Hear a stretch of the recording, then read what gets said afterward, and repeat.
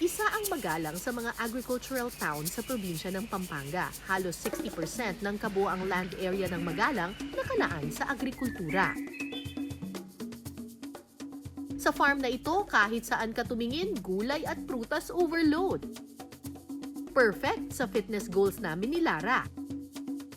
At dahil dyan, ang unang pasiklaban magaganap sa taniman ng mga papaya. Meron akong katapat. Nagagawa rin ng tinola at mag-harvest ng papaya. Speaking of malakas, eto siya. Talagang wala nang mas lalakas pa dito, Miss Lara Liwanag. Patingin naman ng mga muscle dyan.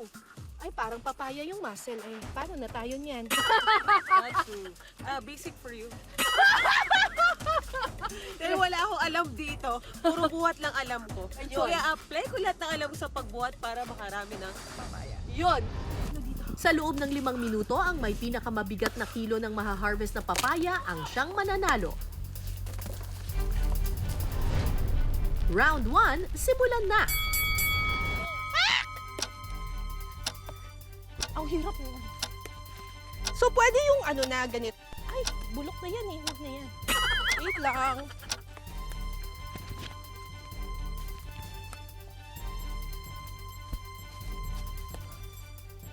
Hindi ba wala? Wait lang. Bigot ah! Hirap pala nito. Here. What? Nahulog na! Mamaya na yan. Paano? Paano?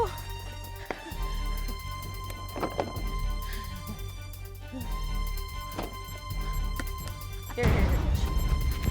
Ay! Ito, malaki. Yellow na yellow.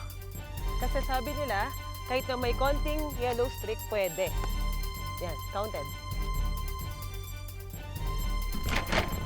Oh.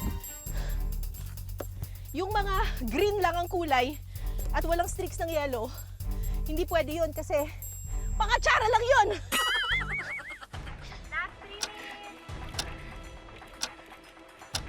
Grabe, ang dami mo na nakuha!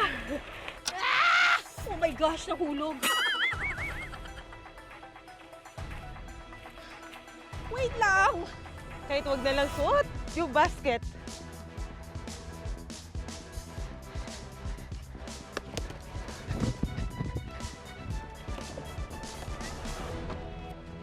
So, ang strategy ko ay pitasin ko muna sila lahat.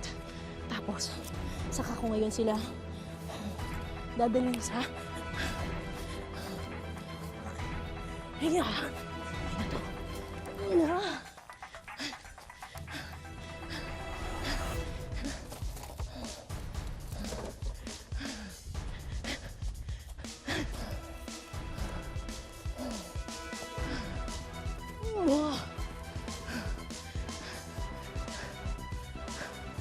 Pagod much? Ganito pala ka-intense mag-harvest ng papaya pag ang kalaban mo, clutch queen. Ito na lang daw.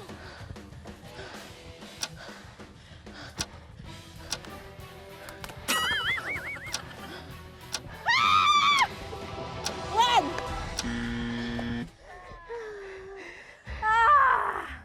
Pagod ako. Ang hirap ah. As many as you can in 5 minutes. As many as papaya as you can in 5 minutes. Very CrossFit workout.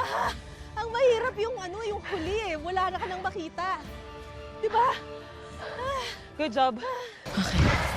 Yung mga ganit, alisin po. Bawal yun. Hindi pala pwede yung dilaw lang. Siyempre, akala ko pwede na to.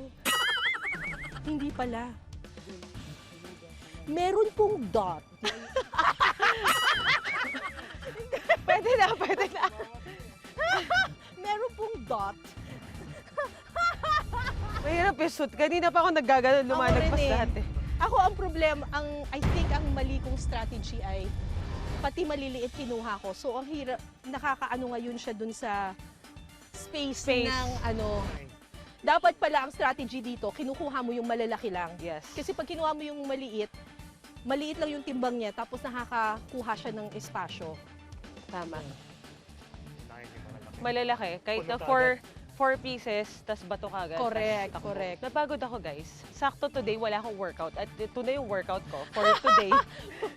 Maraming salamat, Ma'am Cara, sa training ko for today. Ito ang bad news. Kakain din tayo ng marami. So, it's well compensated. Gumana naman kaya ang diskarte mo, Lara? Gaano kaya karami ang iyong nakuha? Ang lalaki ng mga nakuha ni Lara eh. Parang wala itong orange. Joke. Alam ko na, napanalo si Lara. Tingnan mo ang lalaki ng mga Papaya. mga papayang nakuha niya. Ang liliit ng mga papayang nakuha ko eh. Sa round na ito, nakakuha si Ma'am Karen na 66 kilos of papaya. Wow! That's And 150 pounds. Si Lara naman nakakuha ng 78 Let's go! Aba, nagpasiklab na agad si Lara sa unang round pa lang. At dahil dyan, 1 point for you.